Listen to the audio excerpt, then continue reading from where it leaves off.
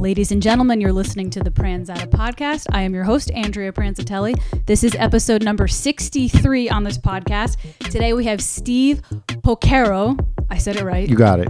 And he is a comedian from New Jersey. He has been all over the Jersey scene. I've seen him perform many times, and he's absolutely hilarious. So I'm really excited to have him here today. First of all, I want to say to my audience, because I talked about it on my last podcast, it took us 3 weeks to schedule this episode because you got into a scooter accident. Can you explain? Okay, so I found a Razor scooter in the garbage. Okay. And when I'm at work, I use it to go get lunch sometimes because it's quicker than driving. Yeah. And I flipped over the handlebars on my Razor scooter on my way to get tacos. Oh my God. And I fractured my elbow the first day that we were supposed to do this podcast. How's your elbow now? It's fine. I got cleared to go back to work on light duty. Did you have to put a cast on? How did you? So now when you break your elbow, it's in a sling for 5 days, and then they just tell you to move it. Are you all serious? The time? Swear to God. That's like a new protocol. That's not an old. Yeah. What did they used to do? They used to cast it, and then your arm would never work again. So they figured that out. They're like, wait. Yeah, everybody's getting screwed. That makes sense. That literally they're gonna get screwed like a new arm, and if their arm doesn't work. No, I guess they figured out oh shit, there's got to be a balance. You can't just not use your arm. Yeah, you know what I mean? They would just lock up on people. Oh my God, that's terrible. Yeah. So I've got full range of motion. Yeah. Everything works good. I just can't pick up anything heavy. Okay, so I'm glad. So you're feeling good right now? Yeah. I don't need to get you ice or anything? No. I'm just kidding. No, it's heat. Heat helps. I don't know what I'm talking about. I need a heating pad.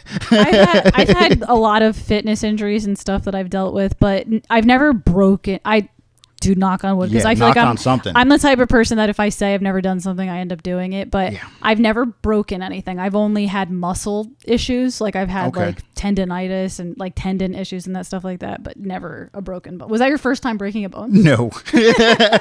No. Did you break bones as a kid? Not really.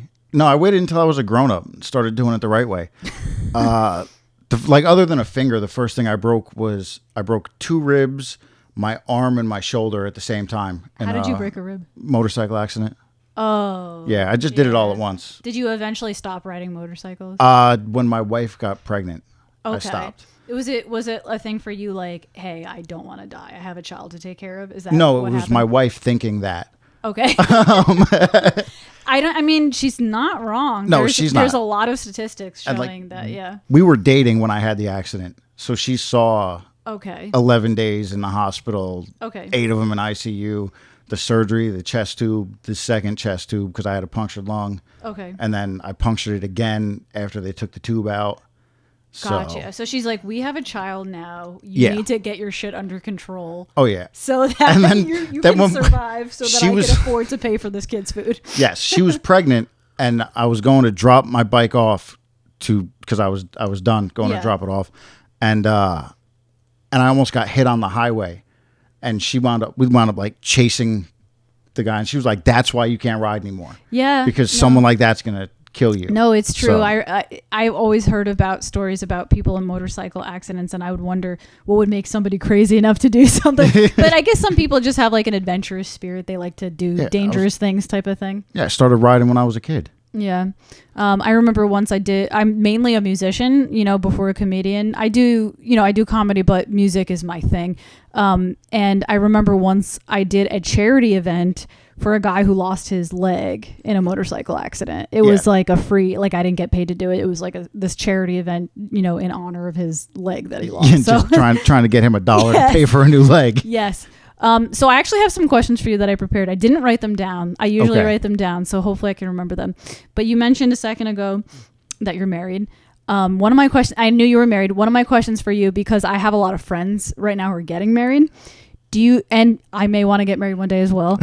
Do you have advice for keeping a marriage healthy? I mean, if your marriage is healthy, but do you have any tips? We don't always say what you have to say. Okay. There's really no filter in my house. Okay. It's everything, and it's been that way for I've been with my wife been married 10 years next month. So if you guys are married together for 10 years and you haven't got divorced yet, whatever you have to say will be good advice. Yeah. So just say what you have to say. Okay. And it's not, there will be so many bad days. Yeah. It's fine. Yeah. So communicating when you get into arguments and fights with your wife, we don't even really fight. Oh, really? No, you because it just comes out. Gotcha. And if you're wrong, you're wrong. Yeah. I've been wrong a lot. Yeah. I'm mostly wrong. And women are always right. I just shut up. Yeah. Just say what you have to say because I'm wrong. Yeah. Get it out and we'll be fine. Yeah. No, that's good advice because I feel like if you try to keep things inside for too long, you let them brew and then they come out in a terrible way. As hatred. Yeah. Yeah. No, you don't want any of that. You just kind of just let everything out. What about keeping the spark alive, the romantic spark? Sometimes you got to let that die. It comes back. Just accept it. Because I got two kids and I do comedy and that makes sense. It waxes and wanes kind of thing. It's like it's not always going to be there all the time. Yeah, there's a flow to it. That's normal. You know what I mean? That actually makes sense. That's normal. I'm sure. Was it hard to have I hope this isn't TMI. I hope your wife doesn't get pissed. But was it hard to have a sexual relationship with your wife when you had kids for the first time? Was it hard to get? To actually get to the point of it happening? Yeah. Yeah. So because I always think about that. I'm like, if I have a baby, when am I ever gonna, When? Yeah. Just when there's a moment sometimes. It's easier when they're little. Yeah. Because they when sleep they're babies, all the time. Yeah, that makes sense. But when they're toddlers and they're 5 years old. When they're moving and they're doing things, there's no... at night, but you're probably exhausted. Can't have day sex when you have kids. No. It's not going to work. But I guess at night, when they go to bed. But even then, you have to be careful because what if one walks in and it's like, Mom, Dad, I peed myself. Lock the door. Oh, man. All right. So more questions for you. Taking it back away from relationships and marriage, but that's good to know, to say everything you have to say and not keep things inside. Comedy. So you've been doing comedy for 2.5 years. Oh, so you're fairly new. Yeah. That's February 2020. That's cool because you're very good. So for somebody, that makes, that's good. I feel like this is a question that it sounds like it's a lame question, but I always find that whenever I ask comedians this, I always get such interesting answers. So why comedy? Why did you start comedy? I always wanted to do comedy. Okay. Always. And I never had the ball. I was terrified. Really? Yeah. And in 2020, I got my shoulder replaced. Oh, geez. What else? I got my shoulder, my ribs. Yeah. Well, that was to fix the shoulder problem from the first accident. Yeah. But I said, I have the time now. I didn't work for 11 months. What do you get out of comedy? Joy? I guess it's a weird thing to say. It's funny. I asked this question and some people have this very deep answer. They're like, I want to change the world. I have to, and some people are just like, I just like it. I don't know what else to say. Yeah. It's fun to do. It's a lot of fun. And I said joy. What's funny is I walked into a mic last night. When I walked in, Mark Henley was on stage and he said, "Hey Steve, what is missing in comedy?" And the first thing I said was joy. No one here is happy. Point. That was actually, it's funny. I have another question about that, so I might as well segue into that. I was going to ask you, do you notice anything dark about the comedy scene? Is there anything in the comedy scene that you notice that you're like, this needs to get better, or I'm fed up with this in the comedy scene? I notice people that need to get better. Okay. Need to get better at their skill? Just at life and being okay and their mental health. Gotcha. There are a lot of people that are not okay in the comedy that are scene. just at open mics every night. Gotcha. I've actually read somewhere that comedy has, out of all the arts, has the highest mental health problems and the highest suicide rate. I've actually read that before, that out of all the musicians, artists, whatever, different types of painters, whatever, I heard that comedians have the highest suicide rate or drug overdose rate. It makes sense. Think about the people that you've met through comedy. Yeah. Yes. Including myself. But I'm my listeners know I'm nuts. That's interesting. I wonder, do you think that to be a comedian you have to be a little crazy, or do you think that's bullshit? You can be kind of a you can't be okay and do this. No one that had you can tell people that grew up okay. Okay. As compared to people that grew up with something a little bit off. or something very wrong. Yeah. Normally, if you're good at comedy, something terrible happened to you. And at some point. It's almost like laughter was a coping mechanism. Yeah, it always has been. And that's, you know what, here, I'm going to play devil's advocate, I guess. And you might actually agree with me, so I might not be playing devil's advocate. I agree that the foundation of a person's life to be a comedian had to have a lot of different perspective than the regular person. That I hate to say the regular person, but you know what I mean. Oh no, they're regular people. Yeah. That's how we refer to them. It sounds so arrogant, like sometimes, because musicians do the same thing. There's musicians, and then there's regular people that don't get it, and then comedians do the same thing. It seems arrogant, but what I'm saying is that I agree with you 100% that in order to be a comedian, you have to have some type of perspective that the average person didn't have. And a lot of that is through pain. However, I don't think those people have to stay in pain forever. You can get better. That's what I mean. And that's kind of what you were saying before. Yeah. It was like a lot of people in comedy need to get better. Yeah. You know, if you've seen I see a comic fairly regularly, and I've seen her over the last 3 weeks, like, screaming on her phone outside of a mic, just like throwing stuff, getting up, leaving the mic, then coming back and trying to do a set and like wiping the tears away to try and tell jokes. Yeah. You don't know. There could be relationship problems at home or stuff like that. But it's a pattern with this particular person. Yeah. And I've seen it with other people too. Like when drug problems. Yeah. There was a kid that came around here. Tyler.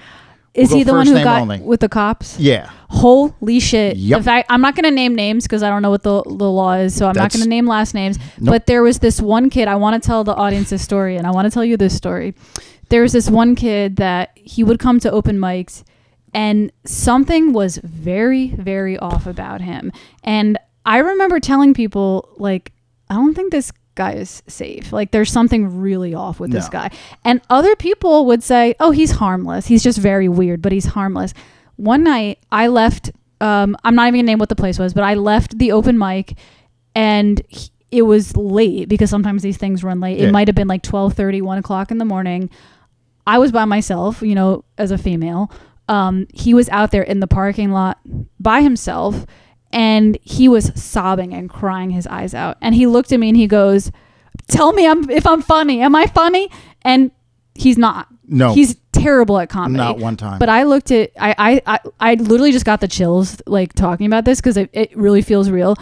In that moment, I was like, if I don't tell him he's funny, he's going to murder me or something. Like, he's going to attack me. Oh, yeah. He's going to rape me. He had that vibe. Like, he had that vibe. And I'm just like, the nice thing, not the nice thing, the better thing to do would be to be critical of this person's comedy to help them. But that wasn't the person I was dealing with. And it wasn't an option. I'm like, this is a lion I have to tame. Yes. And I'm like, I told him, I was like, you're so funny. I was like, you are like, I was like, my life depends on this. Like, I'm alone in a parking lot with this psychopath. And I always felt that chill about him.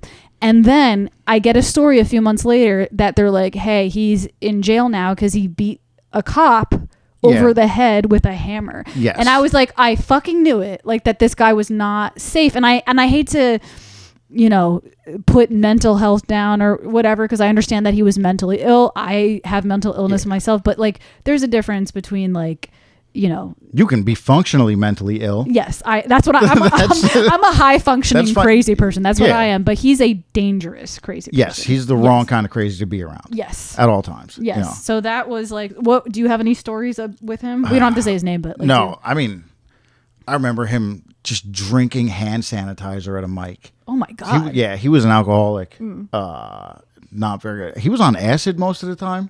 Okay. When he was around. Yeah. I think he thought that it helped him, but it did not help him at all. You know, it's funny. Psychedelics don't work for everybody. No. You've had experiences with psychedelics yourself? Yeah, I've had a couple. And has it helped you in any way? I think it's great. I think more people should do them. And like low doses. Don't just go eat an eighth of mushrooms. That's a terrible, like, if you've never done it, don't do that. Eat a little bit of mushrooms. See what happens. I tried to do mushrooms for the first time last year with some friends, and I had a large portion, and I felt nothing because I'm on antidepressants. And I was like, I read online, I'm like, is this a thing? Because they definitely gave me a large portion, like, because they took it in front of me. They're like, I don't know exactly how much it was, but they were tripping balls, and like they took the same amount as me. So I was like, and their experience, like they've done it a while. I'm like, all right, if they're tripping off this, and this is my first time doing this, and I'm a lightweight in general because I only get drunk off one beer. If I take one hit of weed, I'm like a mess. Like, so I'm like, this is gonna fuck me up. I felt nothing. And then I was like, what the fuck? And then I looked online. Apparently, if you take medication that does something to your serotonin and dopamine, it X's it out, because it's essentially that's what psychedelics are doing. They're playing with. They go to the same part of your brain. Yeah, so it's like it's already being worked out with a different drug, so it just doesn't work. It's not okay. So why don't my antidepressants make me like trip? Like, what that would be so fun. Just going through life happy and the colors are brighter. Yeah, it doesn't feel that. Have you ever taken antidepressants before? No, it doesn't feel that way. Nothing feels brighter. It's not like that. It's just that you just feel okay. Yeah, like whatever was bothering you before is still there. It's just not a catastrophe. Yeah. Well, like low dose mushrooms is kind of the same thing. Yeah. If you're microdosing, like you kind of just calm down, you settle in. Yeah. You settle into your own space and you get more comfortable with whatever's going on in your own head, or you get really uncomfortable with it and something has to change. I actually want to go off of antidepressants just to try mushrooms or something like that. And like, I really don't think you should do psychedelics. I'm like, why? And he's like, because it doesn't work for everybody. He's like, he's a big fan. Okay. Like he's not like shaming it. Like he does them. Like, you know what I mean? Sorry, I'm not saying your name. Don't he does them, and he loves them. But he like truly believes that they're not for me. He's like, some people, like you were saying about that guy, some people it doesn't help them. He's like, because I have, mental issues that require me to take antidepressants, I might be one of those people who like becomes schizophrenic if I do it. Like, maybe. Yeah. I mean, I had a friend that went schizophrenic off meth.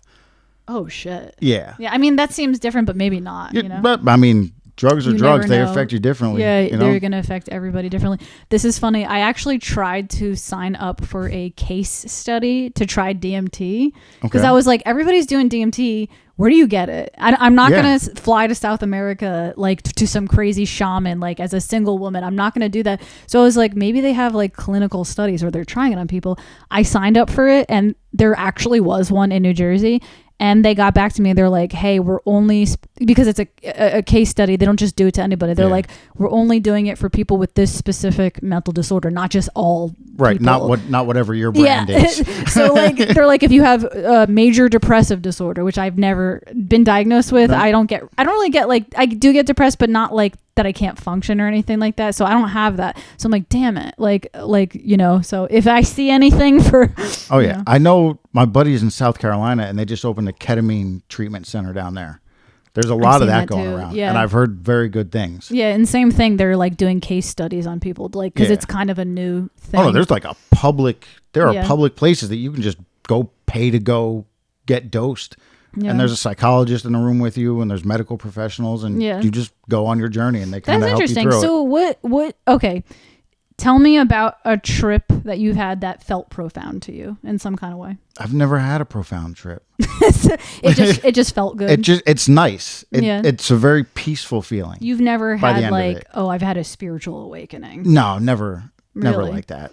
No, the few times I like too much mushrooms, sometimes I went through it. You know, you ever just evaluated your whole life in a half hour? Was this like a good thing or a bad thing? It was rough during it, but afterwards I was very peaceful, like just at peace with everything. It was like fast forward therapy. Yeah, it was like that's years of therapy in 30 minutes. And by the time it's all over, anytime I've ever done mushrooms, I was always just peaceful by the end of it. Just happy, you know? It's like, it's crazy because I think might be onto something. I might be one of those people that like have the bad trip and like see demons or something. Oh, I've seen a couple bad trips. Yeah. And it's right. I knew a girl that ate and ate the mushrooms, and as she was starting to come up, her mom called her and yelled at her, and she sat at a desk in a corner for 2 hours and just wrote a letter to her mom. Pages and pages of like angry stuff. Just whatever was on her mind that she needed to get out. And then maybe it was good though, because and then at some point she just stopped, balled it all up, threw it in the garbage, and got up and came and hung out with us. What? Like she got everything that was in her out. But maybe that's not a bad trip. It's maybe probably that's not. Like, it didn't look fun. It probably wasn't fun and peaceful, but it might have been like she needed to do that to find peace. Yeah, it was productive for her probably. Yeah, that's interesting. That's so weird. Yeah. Wow, that's crazy. But just if you're on a bunch of psychedelics and someone calls and yells at you, that's obviously going to change the headspace that you were in. You're not going to sit and watch cartoons with us. Like sitting and writing it out sounds a lot healthier than like probably what you would do if you were sober. Like if you were sober, you'd probably just get in a horrible mood and be like, fuck this, yes, fuck that. You know what I mean? Or like want to gossip and talk shit. So she just like got it out and that was, and threw it away. There's something symbolic about throwing it away. It's like, this is out of me. This is, And nobody went to that garbage and pulled it out. That's in there. I don't want anything to do with that. Whatever that was, get it out. Good for you. Yeah. Interesting. Yeah. Okay. So more questions for you. I was supposed to write these questions down. Oh, you had a month. I know. I'm moving in a month. Like I have so many different projects going on right now that it's overwhelming. I was doing the roast battles for a while. I got invited to the roast battle like competition. I didn't make it past the first round. So it's kind of like a blessing in disguise because now I have less things to worry about. That was like the perk of losing. It was like, now I don't have to worry about being the champion. Like I can just be a loser. Yep. You know? And by the way, side tangent on that, I was so upset that I lost that battle with we had a tie and had to overtime. I almost wish that I just bombed completely because it would have been easier to accept. I was so close to beating that battle, and because it was truly like an even score, and then we did an overtime joke and I lost in overtime. So it was just like, I was so fucking close. Well, because a lot of times your overtime joke is like a throwaway joke. It's like one of the extra jokes that you wrote. I fucked it up. You look at it and you're just like, as you're saying it, you're like, this is trash. Yeah. So what happened was I was like, in my head, I was like, we're not going to go in overtime. I'm going to have one just in case, so I don't just say nothing. But I didn't put any work into the overtime joke. No. But the funny thing is neither did he, but his shitty joke was slightly better than my shitty joke. Okay. So who got you? It was Sean McDonough. Okay. Yeah. It's a solid comic. He's very good. There's no shame in losing to him. And not only that, but I had put a lot of work into these jokes because I've seen him roast before, and he has a way of he says things so creatively that I'm just like the things he says almost don't make any sense coming out of his mouth, but they're still funny. Like he just has a way of doing roast. Like I don't like saying people's jokes, but this one was so out there that if anyone steals it, like we'll know for sure. He said to somebody, "You look like strawberry milk if it was a person." And like, God damn, like that's so fucking like, who would think of that? But the way he delivered it was so funny. The whole crowd was roaring. I still don't know what that means, but the way he said it was so funny. So I was like, fuck, like I can't just write dick jokes. Like I have to be creative. So I spent all this work being creative, and which isn't my normal like writing style. I'm kind of more classic. I don't say weird things like that. And he came to the battle all of a sudden with more classic jokes. Oh, and he switched it on you. He switched it, and I switched it on him. But here's the thing: like I couldn't do the creative jokes. It wasn't my style, but he could do the classic ones. Yeah. So it just fucked me up. Like I should have just stuck with my classic things. You know what I mean? Lesson learned. You know? Lesson learned. I was like, damn, I'm going to have to write like this to compete with him. But he might have thought the same thing. And then like we wrote in each other's style. And he wrote in my style better than I could write in his style, which means he's a better comedian. He's been doing it way longer. Yeah. So that's not really on you. Yeah. If you have you ever sat down and tried to write a silly set? No, never. No, neither have I. I wouldn't even know where to begin. Yeah. I tried to be. I mean, I wrote like one or two jokes the one joke that I wrote was like very classic, got the most laughs, and it was the one that I put the least work into. I'll just say what it was. So he studied physics in college, and it was such a dumb joke, but it got the most positive reaction. I said, Sean, I'm really impressed. I was really impressed to find out that you studied physics in college. Can you explain to me if there's a universal law that can explain why you're so fat and a scrawny bitch at the same time? And it was just like, see, it's such a degenerate joke. I didn't put any work into it. It just came out of me, and I was like, it was kind of a throwaway joke. And I'm like, that's kind of funny, but it's easy. And the crowd roared. He even laughed at it, like on stage. And I'm like, those are the jokes I should have wrote. Yeah. Because those are the ones that work for me. And when I tried to be like strawberry milk, like it just totally fucked up. Yeah. You know? That's a weird audience too. Yeah. A Fight Club audience is going to laugh at the dumbest shit. Yeah. The dumbest shit that you can come up with. Yeah. Because you have to surprise them almost. Yeah. Like that caught them off guard. That had nothing to do with anything else you were saying. You know? And that's what you really have to do is in the regular roast battles, it's 5 jokes, right? Yeah. 5 jokes, you can be kind of ridiculous. You can go in there and just say things to get a pop. Yeah. The main event that they do is 15 jokes. Oh, the main one. Wow. Yeah, the main event's 15 jokes. Oh, I thought you meant like the competition, but every single time they do it. Every time there's a main event, there's 15 jokes. You done roast, you said? I've done a few, yeah. Do you like I'm them? 1-1. I don't like it at all. Really? I said I would never do it. Why don't you like it? I don't like to be mean like that. I don't know. I'm not good at it. I kind of feel that way too. Like I'm getting to that. Like I like doing it and I've had good success doing it, which is why I continue doing it. But at the end of the day, I'm like, what am I doing? Like I'm just saying horrible things to a person. Yeah. Like just to, I mean, I'll say this. I did learn how to become a better joke writer through it. Because at the end of the day, you're still writing a joke. Like you're still, and in some weird way, it made me a better joke writer because it was about something that was kind of detached. Because here's the thing, when you write your own stuff about you take it so seriously. And because like, you're like, oh my God, this is my shit. I mean, at least I do. Maybe that's not your style, but I like overthink it. I'm like, this is about me. I have to be like, I have to take myself seriously and do a really good job. When it was about just making fun of some fat person, I was just like, I'm not attached to this. I just have to write a joke. You know? Just have to be funny. Yeah. It doesn't have to be personal to me. It doesn't have to be even in your own voice. Yeah. What would you say is your comedy style, like your stand-up? I would say it's very like storytelling type of stuff. Would you agree? It's short stories though. Gotcha. I don't have like, I've tried to do some long do a whole 5-minute story, and I can make A flow to B to C to D, but I can't stay on A for 5 minutes. I just don't have it. I don't think I have the attention span for it. I can't. Who are some of your influences, would you say? I mean, comedically, is it wrong to say I don't watch comedy anymore? Like I understand what you're saying because I used to watch comedy also, and that's why I wanted to do it because I was obsessed with it. I was watching this. I don't watch specials as much as I used to, unless it's somebody I love so much. Like I love Joe Rogan's podcast, and I know he just released a special, so I haven't watched it yet, but I might watch it soon just to support him as a person.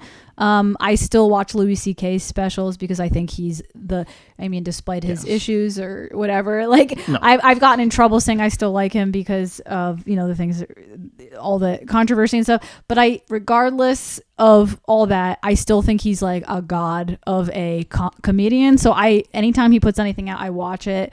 I used to be big into Mark Norman, but I'm becoming less into Mark Norman these days for some reason. Okay. But no, you don't have anybody that you. I mean, so the first comedy I ever saw was Carlin. Okay. When I was a kid. Okay. And that definitely, You saw him in person? No, on HBO. Oh, okay. Like I think I might have snuck down the stairs, and in my living room when I was growing up, you could be like halfway down the stairs and see the TV. Yeah. So I used to sneak down the stairs after I went to bed and watch whatever my parents were watching. Yeah.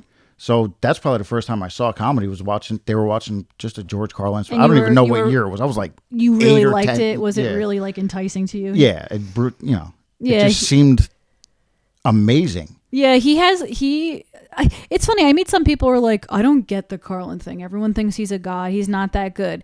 I think if you watched it today, it wouldn't, like, I can see why somebody might say that, because it's like, well, now everybody's bitching about society. Right. That's just like what we do now. But at the time, he was just like pointing things about society that needed to be said. But like now we all do that. Like, when he was doing a joke, I remember doing a joke about parking in a driveway and driving in a parkway, like just the kind of the most ridiculous observational, and like that stuck with me from when I was he's like a kid. Highly observational about like things you wouldn't think of, you know?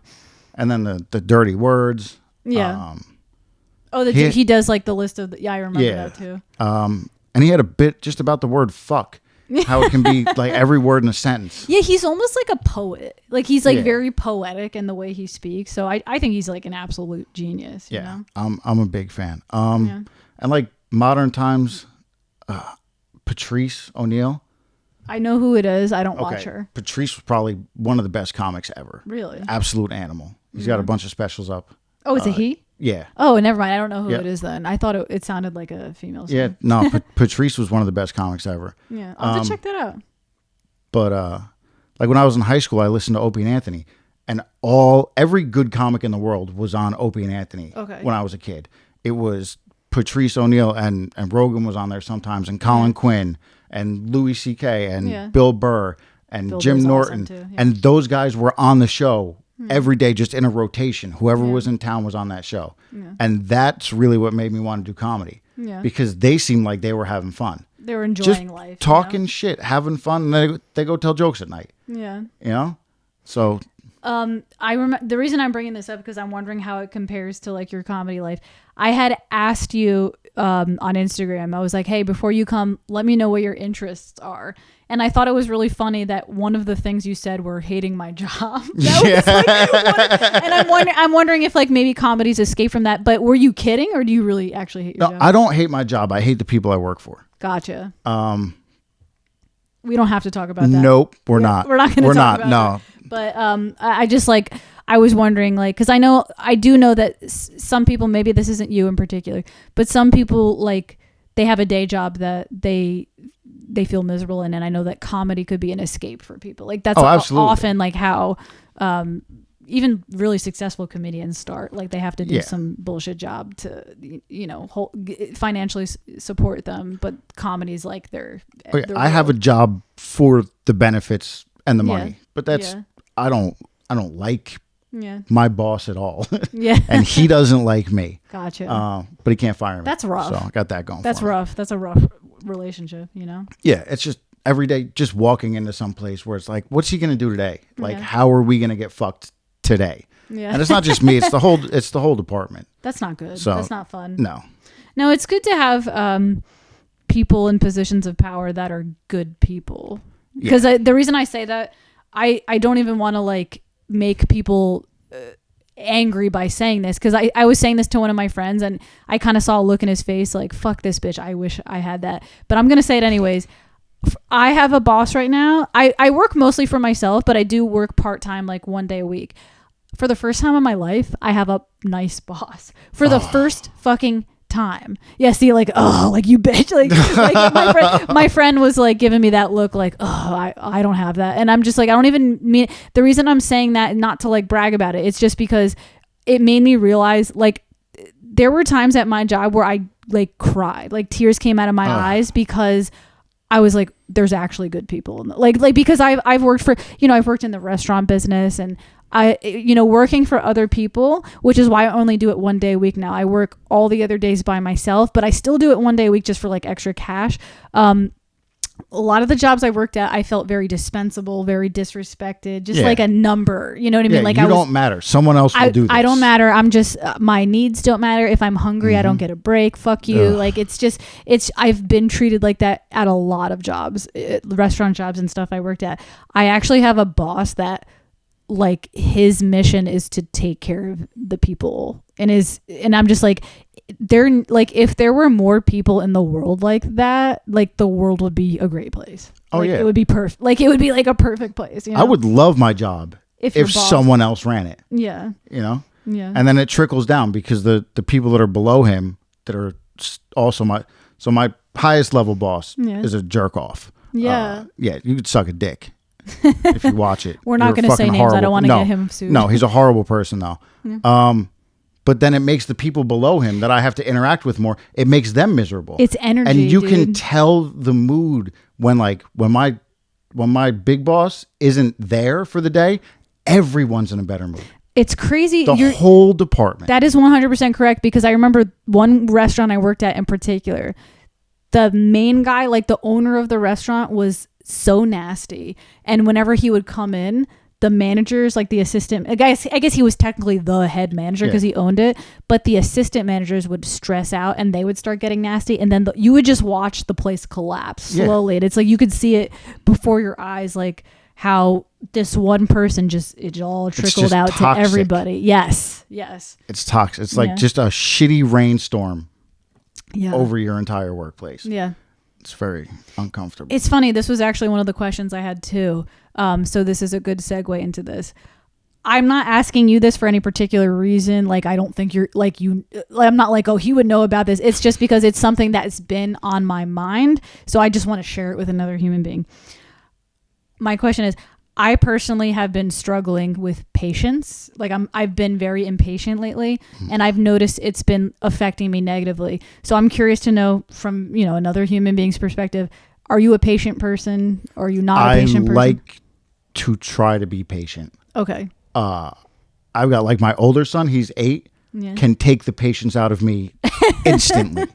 But it's because he's me. Yeah. And I'm trying to correct me out of him. Yeah, I understand. Because I can see like what he doesn't like to do with school and the other things and the way that he reacts to things. I'm like, well, that's how I was, and look what happened to me. Yeah. Like it took, a long time for me to be okay. Yeah. It took a long time, and my wife, really. Yeah.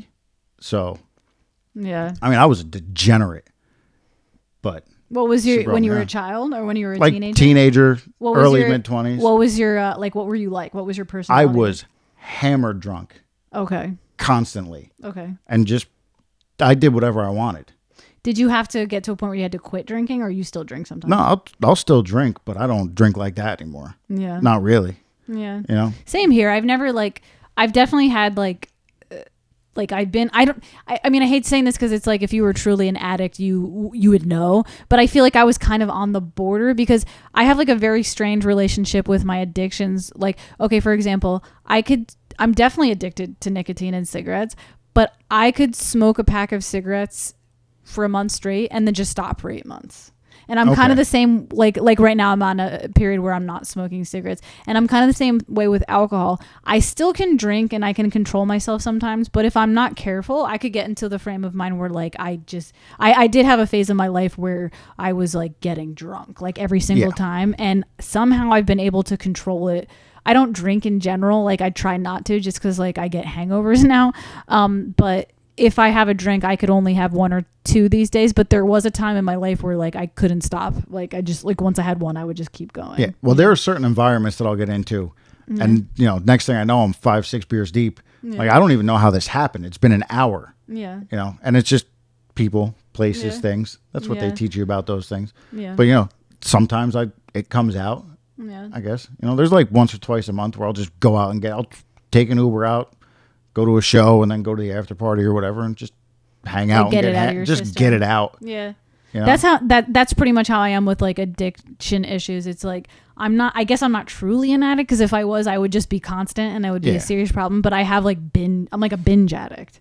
If that makes sense. Oh, I eat that way. Yeah. I drink that like I eat that way. Dude, I'm very black and white. Like I'm the type of person I work out every single day. Like I eat very healthy, but I'll get in these moods where I'm just like, not today, and I'll just like binge eat. Yeah. It's like fucking crazy. Yeah, my wife brought home an assorted cheesecake the other day. I think it was 4 slices of cheesecake the first day. Oh, that's a lot. But there's 4 different kinds in there. Yeah. So I have to try them all. Right? You had 4 cheesecakes in one day? 4 slices. So there's like 4 slices of strawberry cheesecake, 4 slices of plain, 4 slices of chocolate. So I had one of each. Yeah.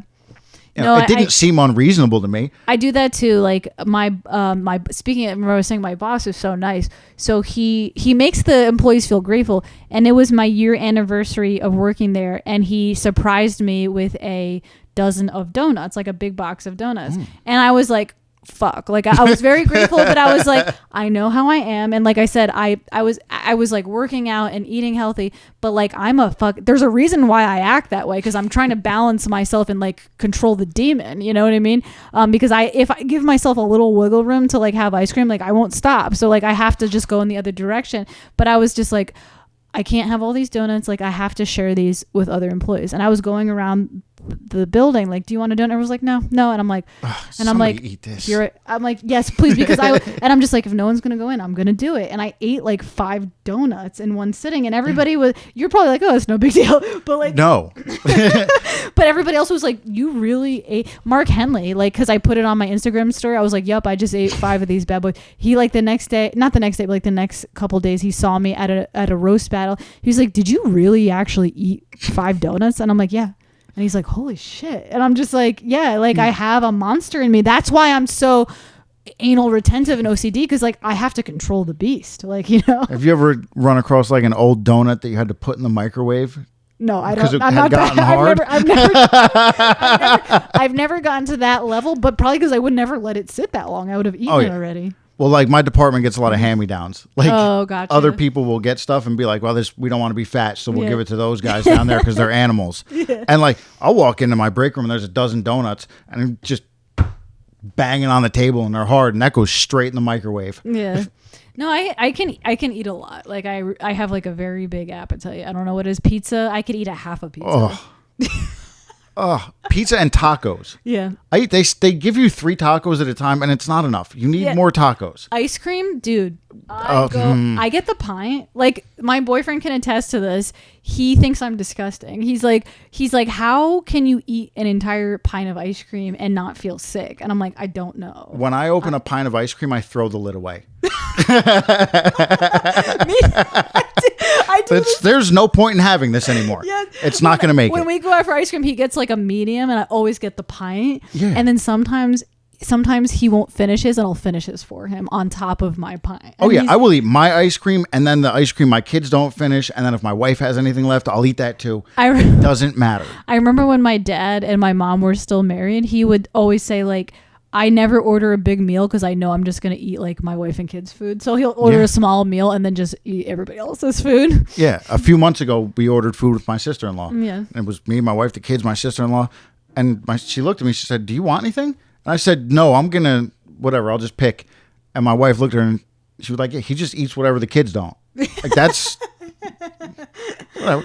I will cook dinner and then not make myself a plate sometimes. Yeah. Because I look at the kids and I'm like, I'll eat their food. I'm literally getting hungry just like talking about this. That's what I'm saying. Like, that is bad news. There is a demon in me, like, and it comes out sometimes, and it's ready to come out soon because I've been really good lately. Like the past like 5 days, I had like oatmeal and salad, and I'm just like, I think it's time. It's time. It's time for something. For a pint of ice cream. Okay. You know, not but bad. You know what?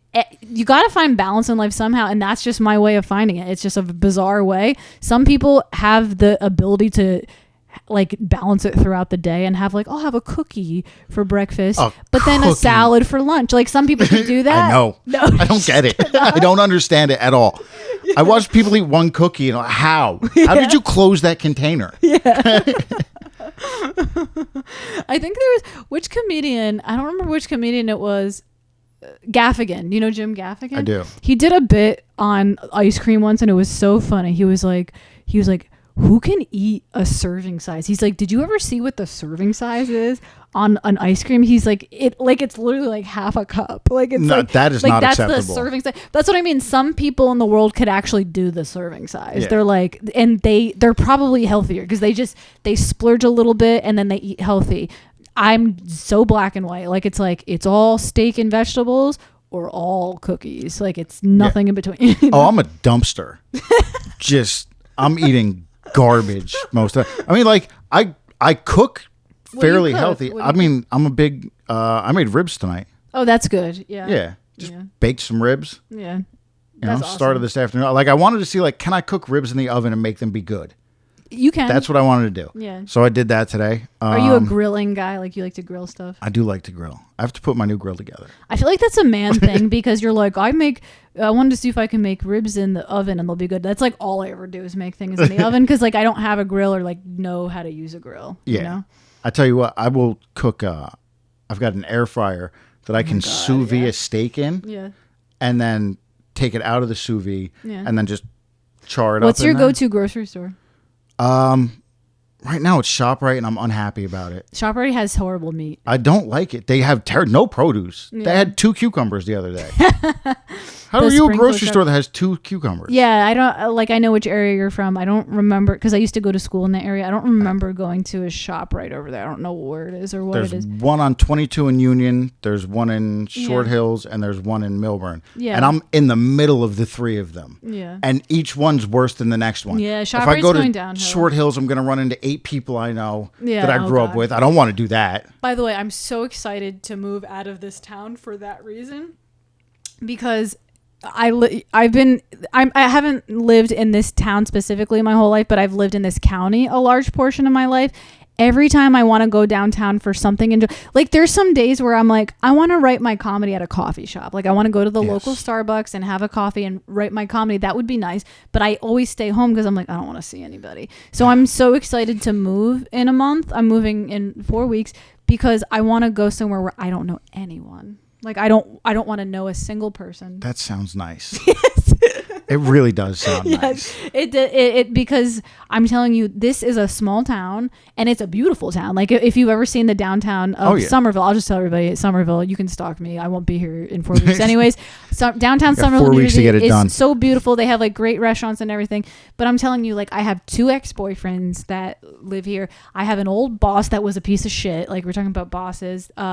I have a guy that I was in a band with and we had a falling out. I have 2 girlfriends that we had a falling out. And so like every time I go out, I see somebody that makes me like think of the past. And I'm just like, I don't want that anymore. Like I don't need to think about my childhood. Like I need to go somewhere completely fresh, completely new, where like no one knows me. Yeah. You know, and I don't want to get to know anyone. Like no that's not true. I actually do want to. Well, like I just moved. And I only moved 2 towns over from where I was, but I moved closer to where I grew up. Oh no, that's. And like I went to back to school night and I turned around and I was like, oh, hey, hi, how you doing? You have kids that go to this school too? Yeah. That's nice. And then I saw like, I saw a friend that I haven't seen in 2 years. Went to go drop my kid off at school and he was just standing there dropping his kid off. Yeah. Like, oh, I didn't know you lived here either. Yeah. You know, so but those people are few and far between that you want to see. Yeah. Who do you want to see that you grew up with? Yeah, because not only that, because like we were talking about, comedians usually have had a rough childhood. Anything that brings you back to your childhood like doesn't feel good. Like you're just like, this reminds me of high school. I don't want to see this. Yeah. You know, I've got like, people that I've had friends that have had good childhoods and they love seeing their high school friends, and I'm just like, that's weird. I'm so glad we're on the same page about that, because like I don't talk to a lot of I talk to a few of my high school friends, but very few. I've got a very very small group. I was with a few of them the other day, but it was just like me and 2 other guys and our families now. Yeah, and that's there were other people at the party that we didn't know that I didn't grow up with, but it was nice to see them because those are 3 people I like that I grew up with. Would you say a lot of your friends now are comedians? Like, is that where you make most of my friends are comics? It's funny, me too. Like, I feel like a lot of and musicians too. Like, I have a lot of musician friends, but I find that I connect really well with other comedians for whatever reason. That's kind of where the only thing I'll say is I wish there were more females in comedy, because I feel like my life is such a sausage fest right now. Like, thank God, like I'm dating someone who doesn't have jealousy issues, because like all my friends are guys. Like, so it's like and then sometimes I'm just like, it would be nice to have some feminine energy in my life. So there was one female comedian she's still there. I love her, but I feel like we're going to lose our connection when I move. So that's kind of sad, but that's rough. I mean, I'm moving outside of the Philly area. I'm going to be like 20 minutes away from Philly, maybe 30, but like close to Philly. So I feel like because it's a city, I might be more likely to find like more. I feel like cities will bring out more different types of people, so I might be able to find like more females in Philadelphia. Yeah, you definitely can. I haven't done much in Philly, but when I've been down there are women you've never heard of, never seen. So there's a nice little scene down there. It's gonna be and exciting, like they seem kind of they're clicked up. Philly's a tight clique. Oh, that's not good. That's gonna suck. You got to break in. Yeah. It helps to know somebody from there. Yeah. If you do know somebody, I do know a few people at the roast battle. There was a few Philly guys over there. They have like a podcast and they're in Philly. Yeah. But we weren't like tight or like talking the whole time. But like but no, I'll figure it out, I guess. Yeah. Whatever happens. I don't like cliquey stuff. I'm not. But if you come around enough, eventually, it's like anything else. They get to know you. Hope they don't talk shit about me. Fuck them if they do. Yeah. True. True.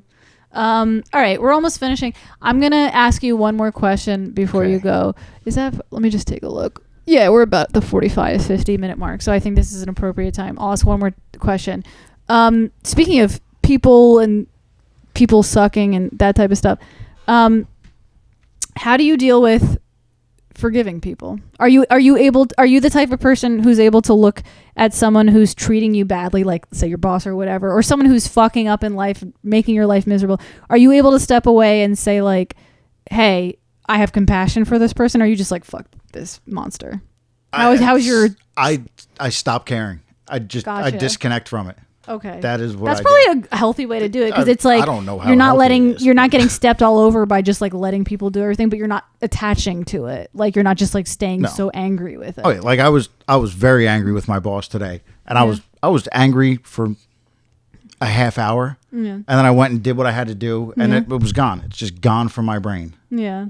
You know? That's probably a good way to do it. Just like try to find a way to not get attached to it. I mean, it helps to have, ADD at a pretty high level, because you can't stay focused on just one shitty thing. Yeah, so you're like, fuck this motherfucker. Ooh, what's this? Like, I gotta go do laundry, and then I don't think I have ADD because I stay focused on one thing for way too long. But I heard that's actually also a trait of ADD. I also heard that people with ADD, when they like something, they stay hooked. Hyperfixate. I hyperfixate on things, but sometimes I hyperfixate on negative things. So I don't think I have ADD. Then. I think that I've just gotten to a point where I don't like, it doesn't matter to me anymore. Yeah. I've got my family, and I've got like whatever, and the rest of it's just whatever. The world happens around me. Okay. Like I've been doing a joke lately about how I don't think I'm supposed to be a person. Like, because the whole world just happens around me, and I just watch it go by. I just exist in it. That's like profound, like in a weird way. That's kind of like in a weird way you've become like in a meditative state in some strange way. Like that's what that sounds like to me. Like you're not selfish. You're not like, this is all happening to me. You're like, it's just happening around me, and I don't know why I'm part of it. And sometimes it happens to me. Yeah. No, I the reason I asked the forgiveness question is because I'm trying to be a better person. I'm trying to like have more of a spiritual connection, meditate. I don't know, be more present, whatever they're saying, the cool stuff they're saying. And I know that impatience is a problem, and I know forgiveness. Like I attach, I think in a weird way, being angry at people is narcissistic, because you're like, this is about me. It's like everyone's just on their own thing, and they're fucked up to everybody. They're not personally fucked up to you. Yeah. You know what I mean? Like they're just fucked up. Nobody just picks you to be an asshole too. Yeah. Like if they're an asshole, they're just an asshole, and it hurts. But I also think, what you said is like, like it's good. You're on the path, to spiritual enlightenment, or whatever they say. Like to be able to remove yourself from that and be like, it's not really about me. Yeah, it's none of it's about me. Like I met my wife by accident. Yeah. I went out to go meet another girl that night. Oh, really? Yeah, her sister was trying to introduce me to somebody, because I knew my wife's sister before I knew my wife. Yeah. And her sister was trying to introduce me to somebody, and my friend went over to go talk to the two girls we were supposed to meet. Came back, and he was like, "No, we're not doing." So he said like, don't go with her. Is that what no, he was like, "Well, don't go with these two girls that we came to meet." He's like, "They suck." Yeah. So I just how did you meet the? Rescued my wife from a creep on the dance floor. Oh, really? Like there was just some guy harassing her, and I don't dance. Yeah. But I just went out. Did a fucking one of them. Did you like her right away, or did it take time? Like, were you just friends first? No, we were not in a relationship, is how we defined it. Yeah. For a long time. Yeah. Probably like 3 or 4 months. Oh, that's not a long time. I think that's normal. We were together every day. And you were like, oh, this isn't a relationship. Yeah, this isn't a relationship. That's kind of how me and my boyfriend started, because I was like, when we first started dating, I was at a time where I didn't know where I wanted to move. Like I knew I wanted to move closer to a city, but I was like, I thought about going to Austin, Texas, like because Joe Rogan was like kind of recruiting everybody there. And then I thought about going to New York City, and I was like, where do I go? So when we first met, I was like, I like this guy, but I don't want to get too attached, because I don't want that to make me stay here, sort of thing. So in the beginning, I was like, this is just friends with benefits. Like, that's what this is. But then after a while, I was like, hey, can we date now? It got to the point where I was just like, oh, I don't want to do that anymore, And then it turns into something long term. And now look, 10 years later. That's just how long we've been married. Yeah. I think we started dating 2000. How long did you date before you got 2009? It was 4 or 5 years. Oh, wow. Yeah. Yeah. It was a while. Yeah. And then we just kind of got married. We got married on 10/11/12. I have to process this. So October 11th, 2012. Oh, that's cool. Yeah. I like that. So like my wife, we talked about it the other day because one of my friends that I saw actually married us. Wait, who? Like my Oh, so when I I went thought to it go was see somebody my from the no, when I comedy went to go scene, see never my old friends, Yeah. the guy that married us was there, and he actually married another friend of ours on the same day a few years later. Mm-hmm. So my friend Fred has the same anniversary that I do, and our friend Brian married both of us. Oh shit, that's wild. Yeah, no, I know wedding officiating is a thing. I know that Josh does it. I think Josh has done a couple. Yeah. Huh. Interesting. Yeah, I don't really know if I want to do that. Yeah. I mean, if I'm getting paid to do it, maybe. Maybe. Yeah. I mean, one of my friends did it recently, and he had a good sense of humor. He wasn't a comedian, but he has a good sense of humor. So I would imagine, and it was like made everything nice. Like it wasn't so rigid and like serious. He kind of like cracked jokes in between. So I think like being a comedian, I mean, comedians might go overboard and like say some That's fucked up shit. That's kind of why I don't want to do it. Because you're like, I'm going too far. You might just be like, oh, get ready for this. Like you might like insult them or something. All right, so we're going to end here because that's usually where we end, like 50 minutes to an hour, and we've just hit that spot. Before we leave, let them know where they can find you if they like you and they want to see your comedy. I actually have this in my head right now. So next Friday, right? That is, we're going to just double check the date, but next Friday, the 7th, will be at Juicy Lucy in Staten Island. Juicy Lucy in it's a Staten barbecue Island. spot. So if you're from New York, Staten Island, and then what about your Instagram if they want to see future dates? Pocaro Comedy. Pocaro. I'm going to leave a link below so that if you guys like him and you want to continue seeing him, you can follow him there. If you are in Staten Island, I will be there Friday and Sunday next week. Nice. He's doing work out there. Mm-hmm. All right, that's it. Pranzata Podcast, episode 63, I think. I hope I got that right. And if you enjoyed yourself today, don't forget to do all the shit you're supposed to do, like, subscribe, actually comment. The other stuff I'm supposed to say, but the comments I actually want because I like them. So leave a comment, and that's it. Yeah. Also, I'm always this red, so you don't have to comment. Yes. This is just my natural coloring. Just putting that out there. That's it. Steve Pocaro, everybody. Have a good night.